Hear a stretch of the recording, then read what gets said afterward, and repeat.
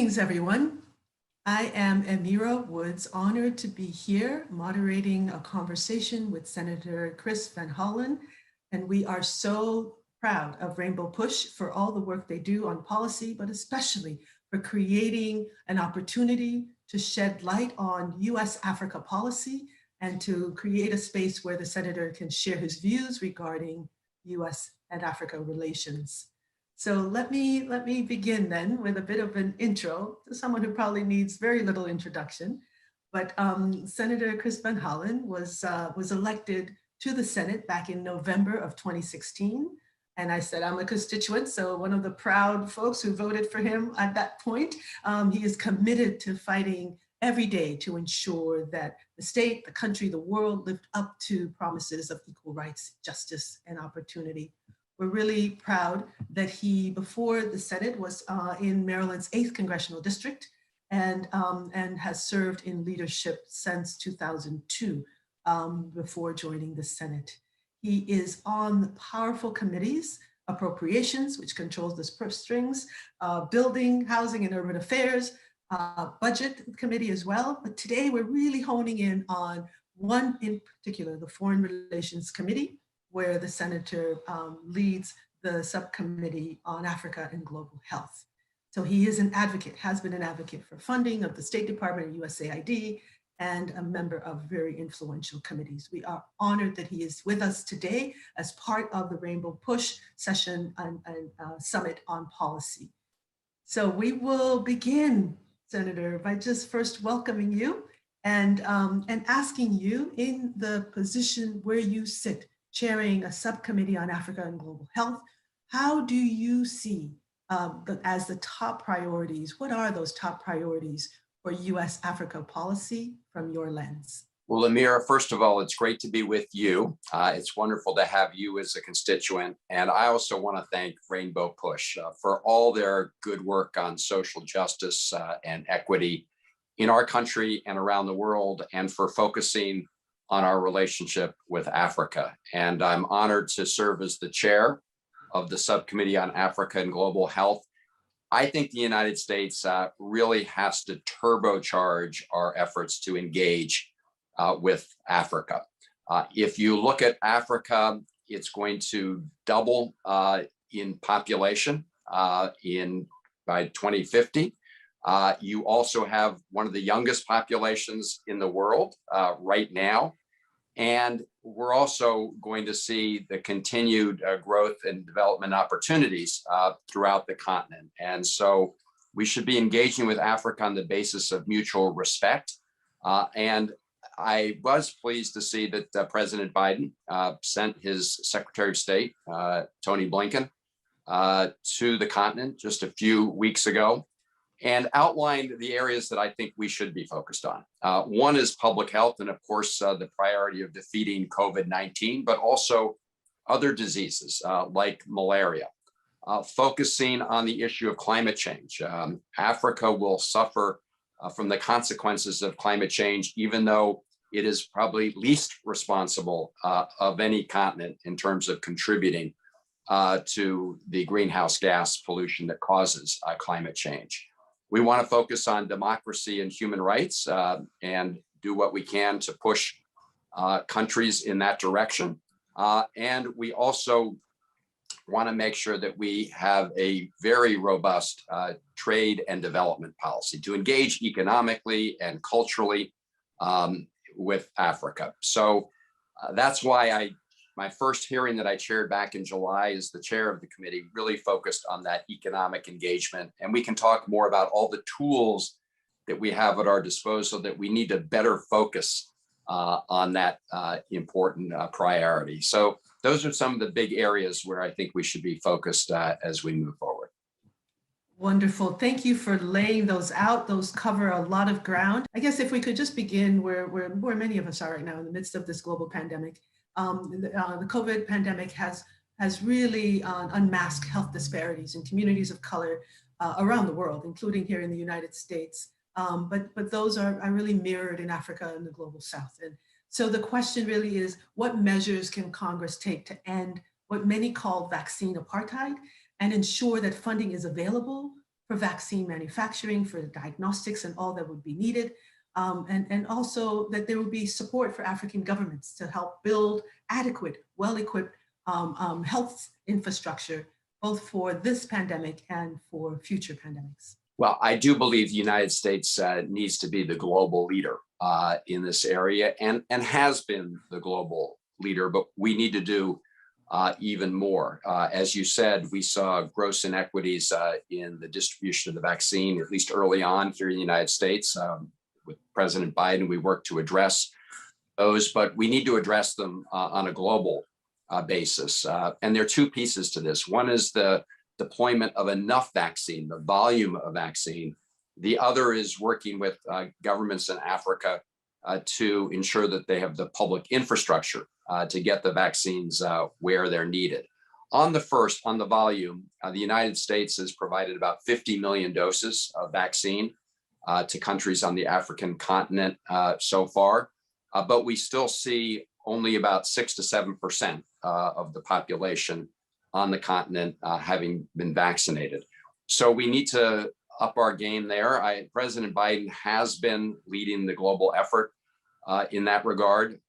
We need to engage other countries as well. Congress provided over $4 billion earlier this year, and we stand ready to provide more funds for the deployment of the vaccines, and also importantly to help build out that infrastructure.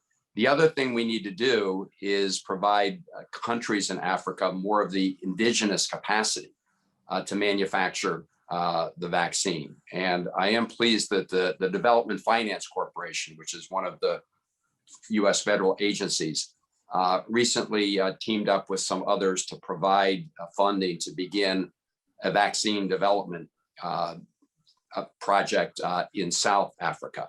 I also believe that we need to, suspend the patent rights on an emergency basis, and President Biden has called for that, but others in the international community have not supported that effort yet. So we need to continue to push on that front. And is there work in particular that Congress can do in terms of those, particularly the other countries, where more pressure is needed to make sure that the releasing of the recipes can happen and the manufacturing can happen in Africa and also in the global South? Congress has provided the funds, and the Biden administration has appropriately, I think, deployed those funds and worked to try to encourage other countries to match those funds. And President Biden also has pushed through his trade representative to, again, suspend the patent rights on an emergency basis so that other countries can do indigenous development of the vaccines. We're going to continue to push, but that does require others in the international community to follow the lead of the Biden administration, and we'll continue to push them in that direction. In Congress, there's not a unanimous view on that. I support the president's position, but the key to that is not in Congress right now. The key to that lies in the international community and the World Trade Organization and other international organizations. Well, thank you so much. As we touch on the importance of the World Trade Organization and issues of trade, and you also mentioned that your first hearing was on trade and investment. If we could ask you, in terms of U.S. trade and investment with Africa, there are a number of issues that arise. In particular, the bulk of the emphasis of trade from the U.S. With Africa has been in primarily oil, gas, and mining. And so the question is to you, to what extent can commitments the U.S. has made to keeping the planet below 1.5 degrees Celsius in warming pre-industrial levels coincide with a trade and investment that's so focused on fossil fuel development? And how can Congress help usher in a new engagement with Africa that kind of spurs investment in a global green economy and a fossil fuel free future? Well, you're absolutely right that the focus of a lot of U.S. trade and investment in Africa has been in the fossil fuel sector. And many of us are pushing to change that and do so quickly. And I am pleased that, one of the major tools we have is the Development Finance Corporation, which I referenced earlier. And we are pushing them to move in the direction of clean energy, and they are. And we also need to use the other tools at our disposal. And this goes to the whole question of better coordination among US agencies. So to really develop a better focus. We also have the Power Africa program, which is specifically designed to focus on solar energy, renewable energy in Africa. And they need to better coordinate that effort with the DFC, the Development Finance Corporation.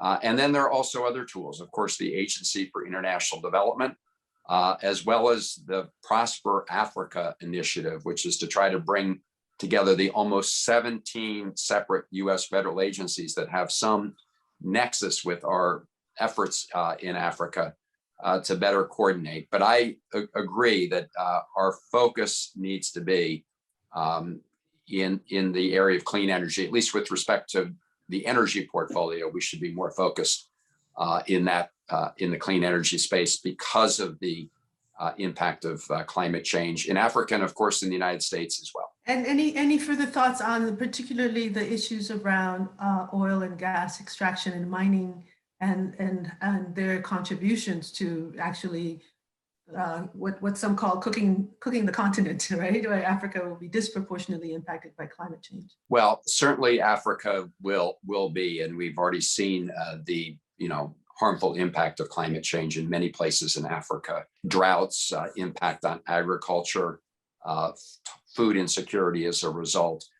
And so this is why it's important, though, for the United States to lead the world when it comes to climate change, because, of course, carbon pollution, whether it comes from the United States, Africa, China, or everywhere else, cooks the entire planet. And so we need to be very focused globally. I was pleased to see, the president re-engage internationally with the Paris Accords, and of course, recently with the Climate Summit in Scotland. I think, what came out of that was some important progress. It wasn't everything that we wanted to see. And the United States and the international community, in addition to taking measures to reduce greenhouse gas emissions around the world, also need to be providing more resources to fund, to put in the fund to help other countries deal with the impact of climate change and help them move and accelerate in the direction of clean and renewable energy. And in Africa, that should be our focus when it comes to energy. And beyond energy, on the issues of diversifying trade and investment to areas that are outside the fossil fuel world, right? Now, you talked about young people, the demographics on the continent, and all the thriving sectors. In particular, there's technology, which has been one of the areas where young people are really leapfrogging throughout the continent. So I guess the question is also, to what extent can Congress play a role in diversifying trade and investment into other sectors that would be much more supportive of particularly livelihoods on the continent, but also the long-term viability of the economies in those areas? Well, I think you put your finger on one of the key areas, which is technology. And what came out of the hearing that we held in my subcommittee back in July was the importance of better focus on different sectors. And one of the sectors that was identified as a promising area was technology, because you have so many young people in Africa with talents. They understand the innovation economy. And what we need to do is better encourage US companies to make investments in Africa. As you know, cell technology and other technologies have helped Africa leapfrog into sort of the 21st century internet age. But we now need to make sure that we better connect US companies and resources with that great talent on the African continent. So we are pushing businesses. If you look at the total US trade and investment portfolio worldwide, only about 1% currently is with Africa.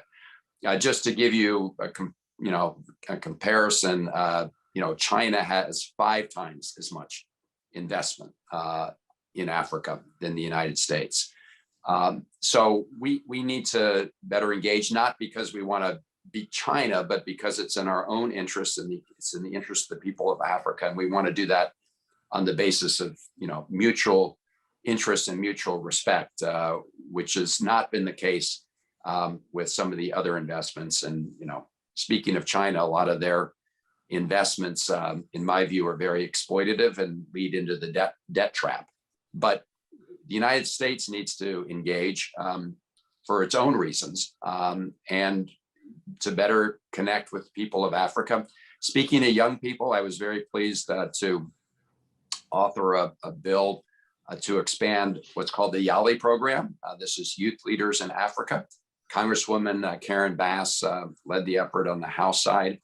And we just passed in the Senate Foreign Relations Committee the bill to put that program on stable footing and expand it going forward, because we want to make sure that we have those people-to-people links with the young leaders of Africa. Well, thank you so much for your leadership on that and so much more. I wanted to also kind of recognize that you're also a leader in the Senate, the Budget and Appropriations Committees, and you're a leading budget expert engaged in issues of tax fairness and tax justice. And so, the question is, the developing world loses, it's estimated, like $1 trillion a year to illicit financial flows. And these are fundamental barriers to sort of economic justice and economic development, to decent work, to shared prosperity. What measures can be taken to ensure tax justice and to curb illicit financial flows, in Africa, in the US, globally? Are there particular strategies in terms of agreements to track, measure, curb illicit financial flows that are coming from crime, from corruption, from tax evasion or tax avoidance? It's a great point because it's a problem here in the United States, and it's a problem in Africa and around the world. Tax avoidance, when you have major, financial interests not paying their fair share to invest in the success of others. And so we need to do a couple things when it comes to financial institutions. It's important that when the United States engages, we have with it part of the principle of anti-corruption, and that should be, I think, part of the way and the terms on which we engage in investment. When it comes to flows here in the United States, for example, I've been very focused on what we call knowing who the beneficial owners are, because often profits from overseas get parked in the United States illicitly, and we want to know who they are. This is, of course, came out with both the Panama Papers and now Pandora, and so there are tools that we are working to apply to do that. I'm pleased that the Biden administration has been much more aggressive in this area than the Trump administration ever was. We're also working to develop a tax system with 15% minimum global tax to prevent the offshoring of profits.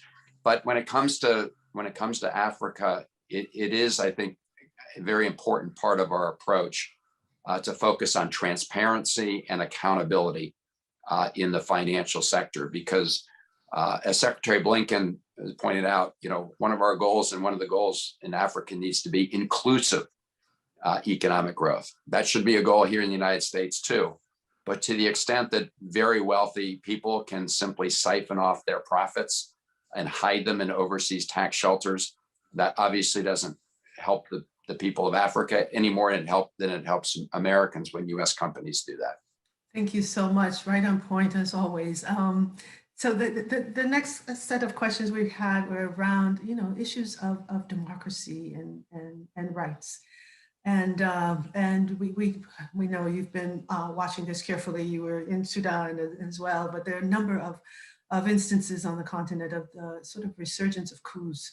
It's Mali, Chad, Guinea, Sudan, the list is growing, sadly.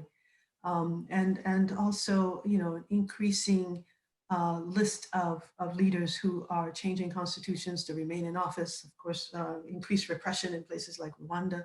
The threat to democracy, and the increase in authoritarianism, particularly now in the midst of this COVID pandemic, is straining populations, and it feels like democracy is regressing. So the question is, given this scenario, what can the U.S. do to support, strengthen, and help restore democratic traditions, democratic work on the continent? How can democracy be upheld in this moment in history, and what can Congress do about it? Well, I agree that the trend is very worrisome now. We've seen, as you indicated, about 5 coups within the last 5 months from different countries across Africa.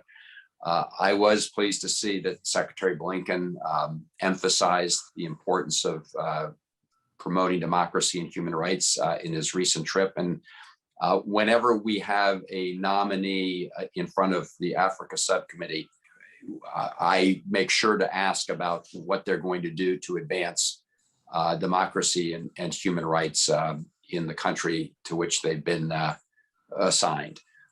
So this has got to be part of our effort. The Biden administration is conducting a global summit for democracy, and that is an effort to reemphasize the importance of that in American foreign policy, something that the previous administration, the Trump administration, totally abandoned, where the previous administration, was willing to cozy up to authoritarian leaders and dictators anywhere in the world. And I am pleased to see the Biden administration reasserting the primacy of democracy and human rights. Now, the most, one of the most worrisome, changes was what you just referred to in Sudan. I was there earlier this year. Everyone was continuing to celebrate the results of the peaceful revolution from 2019, when the dictator Bashir was ousted from power. I think everybody recognized that it would be that the transition wasn't going to be easy. On the other hand, we need to do everything we can to nurture it, and the United States has been. This is why the recent shooting of civilian protesters after the ousting of the Prime Minister Hamdok, was so troubling. Now, we have seen in more recent days some sliver of good news with the military, General Burhan, indicating clearly that the Prime Minister will return, civilian rule will return, but we have to watch this very carefully. Now, the United States does have tools at its disposal. So to help promote the transition to democracy, the United States provided over $700 million in assistance through the Agency for International Development, AID, for various programs. But we've just begun that process. And so we put it all on hold, appropriately so, when this coup happened. And we will release those funds depending on progress on the ground to restoring democracy and holding accountable, some of the people who were involved in this coup effort. So, we've just got to use our tools wherever we have them to encourage and promote democracy on the continent. Thank you so much for those efforts, and we recognize this is a work in progress, still a lot more to come. You touched on the question of military aid and military support, and I wonder, with regard in particular to a country like Ethiopia that is currently seeing an unfortunate humanitarian crisis unfold. The question is, to what extent does the U.S. Prioritize its relationship because of broader security relationships with Ethiopia and others, Somalia and others in the region? To what extent is that preventing the U.S. from advancing a much clearer line in terms of ending the humanitarian crisis, ending the military aid to Ethiopia, and helping Ethiopia to resume a track to a much more democratic future? Well, you're right. There's this sort of constant sort of tension between different U.S. priorities in Africa generally, as in many places of the world, between security and making sure that we do put human rights and democracy front and center. That's also true, of course, in the Sahel region, where you do have some, you have terrorist elements. It's been true in Somalia and other places in Africa. And so we do need to make sure that we continue to appropriately assert the democratic values piece. But we also want to make sure that, populations in these countries are not subject to terrorist attacks. Now, in Ethiopia, my view is that we've got to insist on a ceasefire, an unconditional ceasefire on all sides in terms of the actions by the government of Ethiopia, but also the TPLF, the Tigrayan Popular Liberation Front, and as well as a lot of the Amhara militias and other elements. This is why I'm pleased to see the head of the African Union really being more engaged. This is a risk of a real bloodbath if these forces continue toward Addis Ababa, the capital. And so, we have our special envoy, Ambassador Feltman, but we need to redouble our efforts. Secretary Blinken mentioned this again during his trip to Africa, but there really needs to be a ceasefire, and the only way this will be resolved is through political dialogue and negotiation, because otherwise the forces that are being released in Ethiopia, could lead to even more tragedy. It's been awful. We've seen terrible humanitarian abuses on all sides. That's been reported on by the UN observer, calling out all sides to stop the killing, stop the atrocities, and have a ceasefire and a political negotiation. Thank you so much for that. The question, just to kind of follow up though, is really on, to what extent the U.S. would stop military aid, right, to Ethiopia, given this circumstance. And so I wonder if you could sort of hone in on that a bit more. Sure. Well, there are provisions in legislation that's pending before Congress right now with respect to security assistance and military aid, and that's certainly a tool that we should be considering. Right now, the Biden administration has set up a sort of the architecture to impose economic sanctions on individuals that they identify as being part of the killings in Ethiopia. So look, my view is we need to look at all of the tools at our disposal when it comes to trying to bring about a ceasefire here. Terrific, thank you for that. You had earlier on touched on questions of China, and clearly China and its Belt and Road Initiative and the levels of investment. But we also know that China is expanding in terms of its military presence in Africa. So the question to you is Africa sort of the new arena that's brewed of a brewing Cold War between China and America, the U.S.?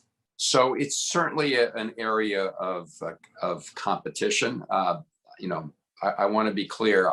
I think the United States should be engaged with Africa independent of what China is doing there. I think it's in our interests to do so, and the interests of people throughout the continent to have a strong relationship with the United States, and really work on those principles that we've been discussing of human rights and democracy, but also economic development.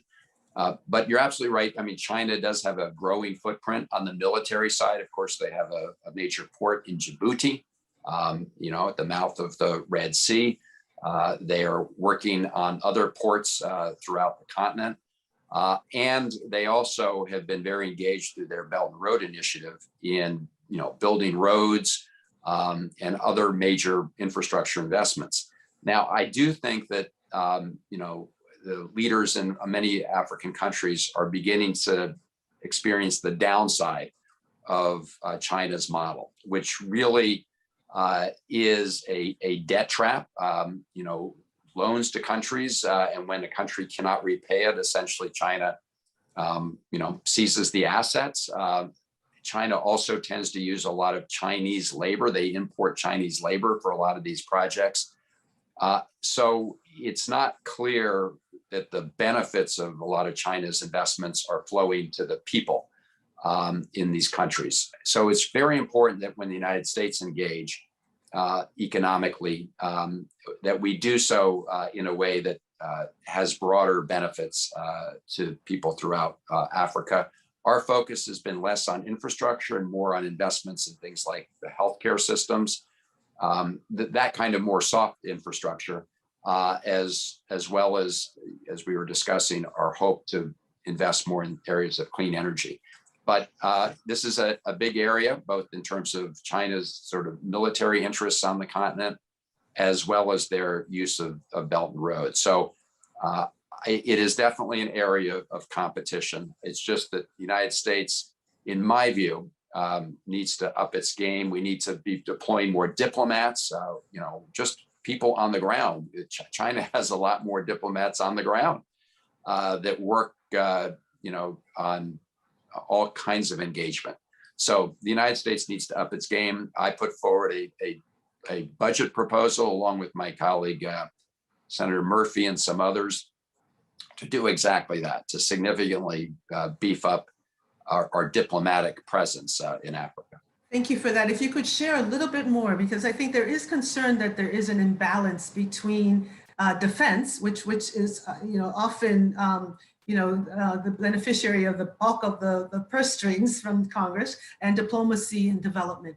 So if you could share a bit more in terms of shifting that balance towards diplomacy and development, and what is needed now that we have the U.S. Africa Command has been in existence for over a decade. Has there been a real examination of the role, the impact, and whether or not further U.S. military engagement with that imbalance has actually brought more or greater instability? Well, you're right. AFRICOM has been engaged with Africa for some time now. Of course, as you know, that we withdrew some of those forces in Somalia, but they are in other places in Africa. And AFRICOM is engaged with other countries with respect to dealing with ISIS elements on the continent. But my view is that we do need to dramatically expand our engagement on the economic side and on the diplomatic front. And that is why I put forward this budget proposal with some of my colleagues that would do exactly that. It would dramatically increase AID's participation in Africa. We talked earlier about building out the public health infrastructure for the deployment of vaccines. That is an area where we need to focus on. We need to increase funds for the Development Finance Corporation so they can do a lot more on the renewable energy front. And I am pleased that in the Senate Foreign Relations Committee, we increased the authorization for the DFC up to $100 billion. It still doesn't compare to the investment fund that China uses, but it is a significant increase, and we need to continue to build on that. So I'm all in on the idea that we need to be far more engaged when it comes to economic development and opportunity for African countries. And there is also an upside, obviously, for U.S. businesses if they can forge those relationships. So that needs to be our focus. This is exactly why the first hearing I decided to hold was not focused on the military issues. It was focused on the need for more trade and development. Of course, AGOA is the platform that has been in place for years, and we need to build and expand on that. Thank you so much, and thank you also for mentioning AGOA. If you could share, if there's one thing as AGOA is being renegotiated that you think would help to actually bring protections for labor rights as well as protections for the environment in a renegotiated AGOA, could you share a bit of what you think that would look like? Well, that's right. That's exactly the question is, as we begin the process of the reauthorization of AGOA, what kind of changes should we consider making to incentivize, better labor protections, better environmental protections? And I do think all of that should be on the table as we consider it. As you know, AGOA currently has a structure whereby the secretary has to certify that countries are meeting the conditions. I mean, there are various conditions with respect to human rights and democracy right now. And if a country, falls out of compliance, they risk losing the AGOA benefits. And of course, many countries in Africa do not currently qualify for AGOA because they don't meet the conditions. But certainly as we look to reauthorize it, we can look for other changes that should be made. We do want to, the fundamental idea, of course, behind AGOA is to, create more opportunities for, all size businesses in Africa. So we want to be careful and not to upset those benefits. On the other hand, we also want to use the leverage we have to encourage the best practices. Thank you for that.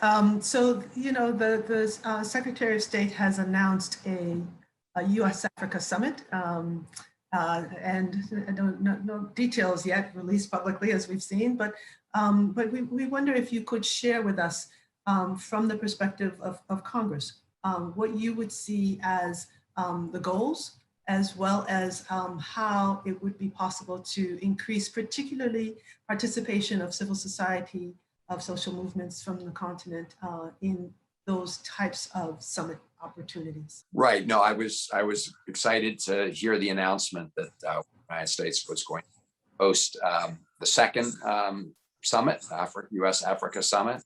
I don't have a lot of the details yet, although we are in the process right now of following up with the Biden administration as to the shape that this will all take.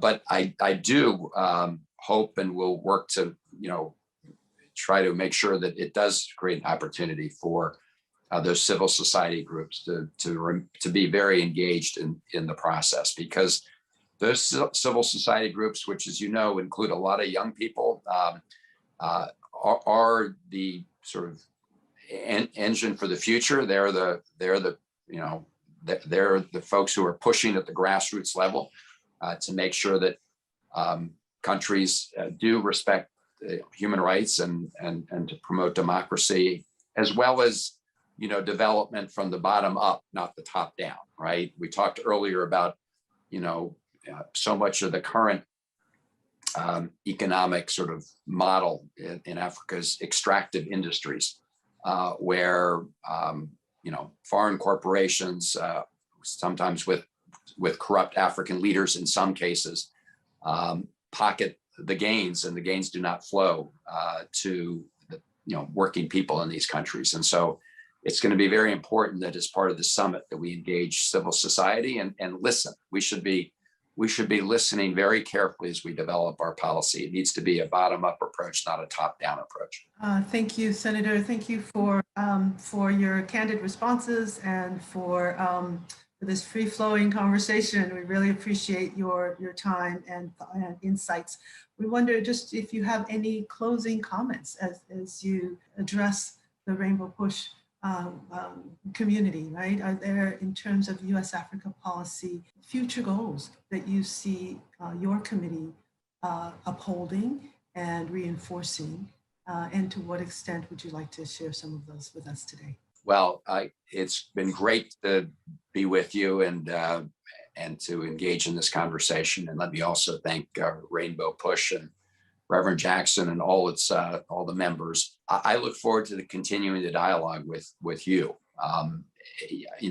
My view is that Africa has a young population.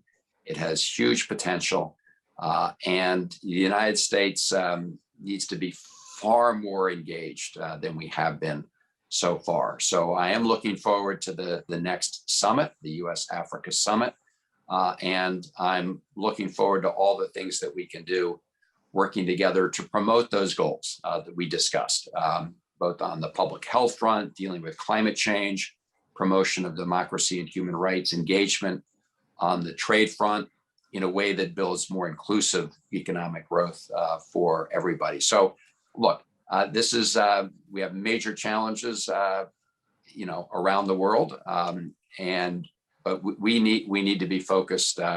We need to focus a lot of our energy with respect to Africa. So look forward to continuing the conversation and making sure that the United States really, asserts leadership in this important area. Well, we thank you for your leadership, for your sustained work on these issues, for holding up a foreign policy that is more just. And so we thank you for your time today, and we look forward to continuing to follow the work of the committee under your leadership and Congress more broadly in advancing a more responsible U.S.-Africa policy. So thank you so very much for today, for your leadership and for all that you do. Thank you, Amira. Great to be with you. It's a pleasure.